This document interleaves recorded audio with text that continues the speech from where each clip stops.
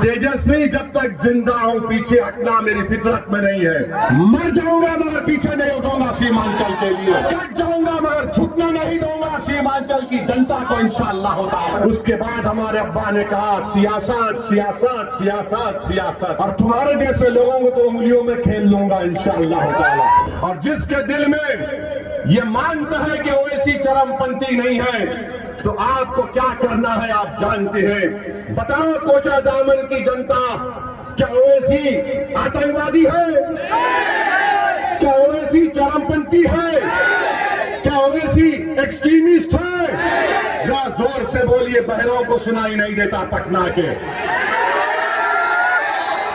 मेरे अजीज दोस्तों और बुजुर्गों, ये हाल आज बिहार का हो रहा है। अरे एक्सट्रीमिज्म अगर कर रहे हैं तो आरएसएस कर रही है, एक्सट्रीमिज्म कर रही है तो बीजेपी कर रही है। जो बीजेपी का एक मंत्री ने बिहार के मुसलमानों को नमक हराम कहा, मगर तेजस्वी उसको नहीं बोलता।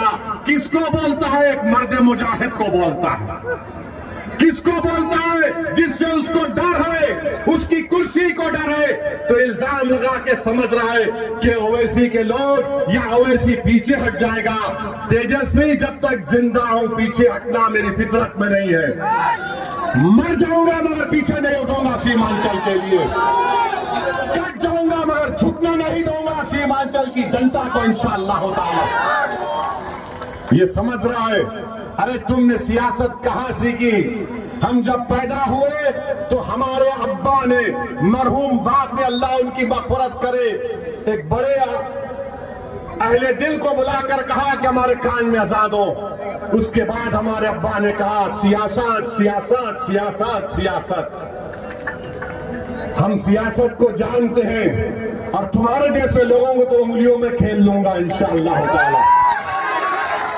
तुम देखते जाओ, तुम मुझे गाली देकर मुझे तकलीफ नहीं पहुंचाए। तुम सीमांचल के हर उस शख्स को जो सीमांचल की नाइंसाफी को खत्म करना चाह रहा, तुम हर उस मां और बहन को तुमने उनका दिल दुखाया जो आज सीमांचल की लड़ाई को अपनी लड़ाई समझते हैं। तुम हैदराबाद की जनता को गाली दी, तुमने उत्तर प्रदेश और महाराष्ट्र के अवाम को तुमने दिल दुखाया है। इंशाअल्लाह ताला जब किसी का दिल दुखता है और वो अल्लाह की बारगाह में हाथ उठाता है, जिस तरह गुड्डू भाई ने दुआ की थी अपने वालिद के लिए, इनका दिल दुखा था। जिसका दिल दुखता है, जिसका दिल टूटता है, अल्लाह उसके दिल की लाज रख लेता।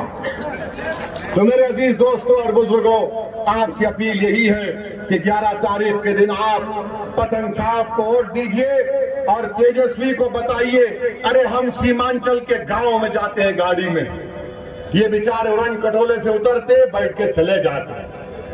आज 2-3 दिन पहले जब गाड़ी से सफर करने का मौका मिला, सीमांचल के बहुत ही दूर दराज के गांव में गए।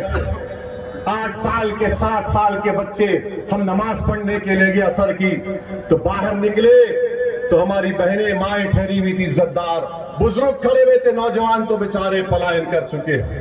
तो बच्चे 8 साल के बोले पतंग चाला, आपको मजलिस के परचम को लहराना है, यहाँ से सरवर आलम को कामयाब करना है। और अगर जिसके दिल में इज़हार अस्फ़ी से मोहब्बत है, वो इज़हार अस्फ़ी की तकलीफ को भी समझो।